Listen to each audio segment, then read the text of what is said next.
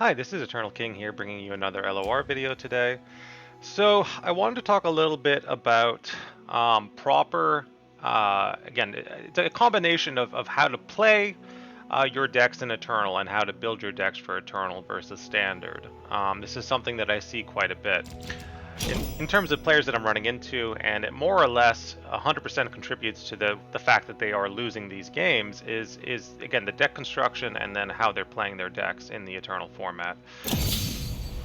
So typically, if you are playing in Eternal versus Standard, the one and only correct thing to do, regardless of what kind of deck you're building, it can be a meme deck, it can be a highly competitive style of deck, it doesn't matter. You want to be maximizing your best line. So again, people talk about line of play. Standard's very different, right? You could Standard tends to have very loose ratioing in terms of the way that you construct decks, and you'll be like, okay, well, I'm going to put in, I'll give you an example. Cards that you'll see a lot in Standard are things like Brittle Steel, and again, not necessarily being run in a Turbo Ash build. More often than not, just being run by itself, right? So people will be like, Brittle Steel, Elixir of Iron, I'm just going to jam these in my deck because they're 1 mana, and they allow me to trade up for tempo and provide more open attack pressure, and that's good enough. These cards are in fact not good enough for Eternal. Eternal is all about running your most broken line, regardless of the deck that you're playing. That is just how Eternal plays as an extended card format. Jamming one value copy of Elixir of Iron or Brittle Steel in your standard deck with loose ratioing, it's just not optimal. It's optimal for Standard because, again, the power curve is low enough that just trading up on one board piece is like stonks in Standard, right? That's all you need is just like minor trade-ups to do well in Standard. In Eternal, you need a lot more than that. You need to run your best line at all times, always. So what's the best line look like in a deck? Well, let's assume you're running a simple tribal deck like Birds, right? So it's going to be Omen Hawk, and then Snow Dog to shuffle in deck buffs, and then it's going to be playing your buffed birds, whether it is, Sunhawk, Stygian Onlooker, Fleet Feather Tracker, it doesn't really matter. Vanguard Sergeant, again, giving you a 4 Demacia, and then Swift Wing Flight, giving you more birds, and then buffing those birds, and then Royal Shimmerwing or Garen to buff those birds, Talon Strike to remove whatever their high value piece is, and then also buffing your birds, and then finally your win con is Ferocious Fluffs on 7, buffing all your birds, but then more importantly giving them impact, because the impact is kind of the only way that this bird deck can potentially push past blockers for lethal, and it is with the impact keyword. So again, that's your best line in a Birds deck, 100% of the time. And then if you need to deal with the elusives that are swinging into your Nexus, you have Sharp Sight, and then you also have Form Up as well. Again, allowing you to potentially burst for lethal in certain cases, but that's your best line. That is what you should be doing. Is you should be Omen Hawk into Snow Dog, into whether it is the Vanguard Sergeant or the Swiftwing Flight, into Garen or Royal Shimmerwing, and then usually like Talon Strike on 6 and Ferocious Fluffs on 7.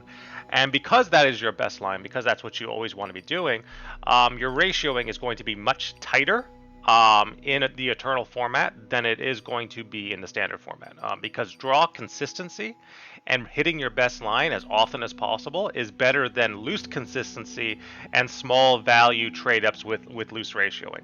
That's typically the way it goes.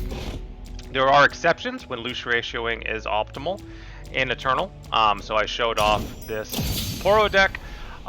Because Poro King turbo levels off of loose ratioing, then loose ratioing is optimal. And because all Poros are essentially the same, it doesn't matter. Like, again, if every single one of these cards was basically Lonely Poro, it would be the same difference, right? If I could run, 12 Lonely Poros, I would. But you can't, so you run the loose ratioing to turbo level King. But it is about these sort of turbo leveled win cons and running your best line, right? You want a turbo level Poro King, you want a turbo level Lux Illuminated. If you're running a Fiora deck in Eternal, then you're going to be all like Brittle Steel, Elixir of Iron, nothing but burst spells, and then the Fiora tutor, because that is your best line, is to play Fiora and then keep Fiora alive. But again, it's always running your best line at all times, regardless of the deck construction.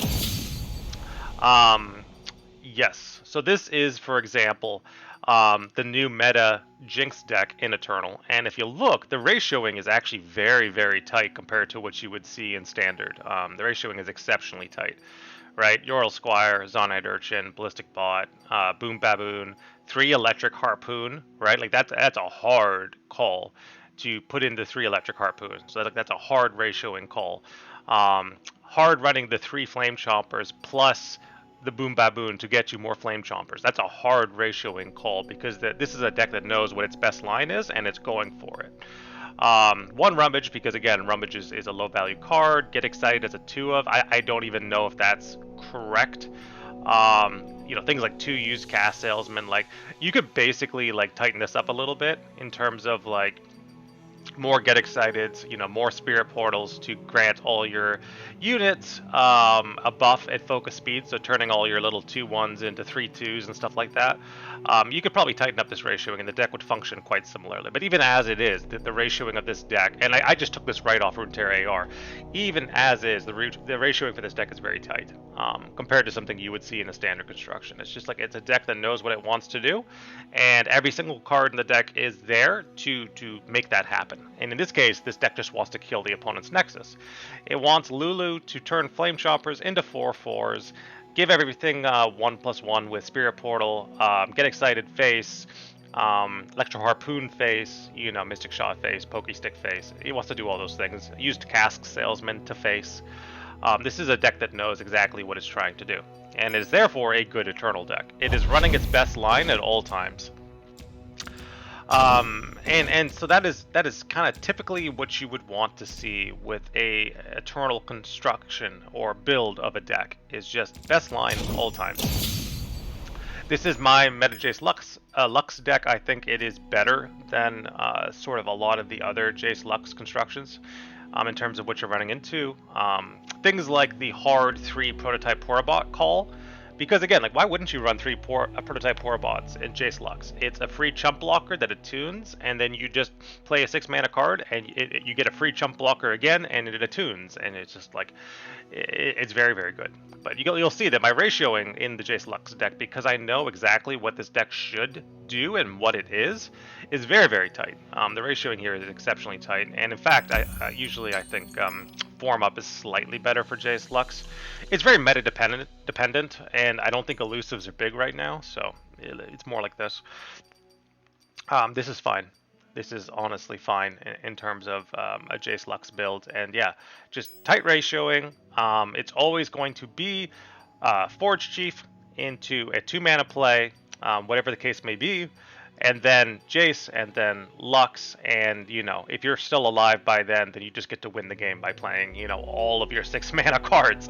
3 Hex Obliterators, so like we're like 3 hard vengeances basically in this list, 3 assembly lines, 3 formulas, 3 shock blasts, just like maximum consistency across the board in terms of how this deck is built.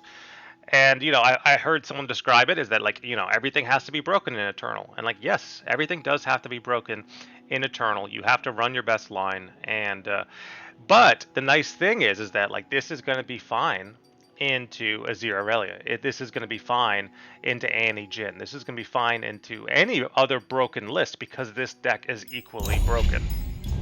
Equally broken. That's typically how you want to build. For the Eternal format, loose ratioing in terms of your deck construction is more indicative of you not knowing what plays you should be going for in the Eternal format than it is an indication of strength of building prowess. You should always know what your best line is. You should always go for your best line, and by maximizing your capability to do so, you will make your decks more consistent in Eternal across the board. Like, I know that in my Burn Aggro shell, I want to be personally on Phantom Prankster and Neverglade Collector, because I think in the matchups where it matters to run those cards, I want to make sure that I have the maximum chance of drawing them. in matchups where, again, these cards aren't good, I'm probably not running this deck. I'm probably playing something else where I know that the best line of another deck will be more efficient. But every single deck is just run your best line, run your best line. Turbo level your champs is a big part of it as well, and tight ratioing. Because you want to maximize your draw consistency. Even if you're playing a standard deck in Eternal, I generally find that standard decks that do better are ones with tight ratioing. So something like this was a Aatrox Kane deck that I pulled, and it was a standard list, and I'm like, yeah, this looks fine. In terms of Eternal, this looks fine because I will be able to run my best line consistently. I know the power level will be on the lower end of the Eternal scale, but at least it is consistent, it is powerful, it's reliable. You know, I understand what the deck is trying to do. But yeah, that's my best advice in terms of deck constructions in Eternal versus Standard. Try to go for, you know, what it is your deck is trying to do as consistently as possible. That even includes things like keeping champs in hand. That's a big thing Standard players won't do, is just like, I want to curve out as hard as humanly possible. I'm going to toss all the champs in my hand. And it's not always the right call, based on how Eternal decks play. Something like Rumble Draven.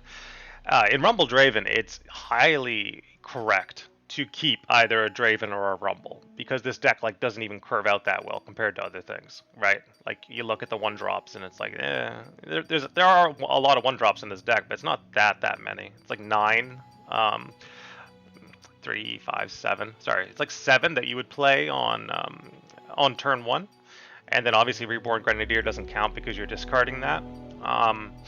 Yeah, so again, keeping the Rumble is probably the right play in Eternal, because Rumble in your Draven Rumble deck is always your best line. So keeping the card that is going to win you more games is better than mulliganing away the card that will win you more games. And if you start thinking that way of just what is my best line in this deck, what is the most powerful thing that this deck can do, you will do better in Eternal by far. Alright, that's it. Just a short video today. This is Eternal King, signing out.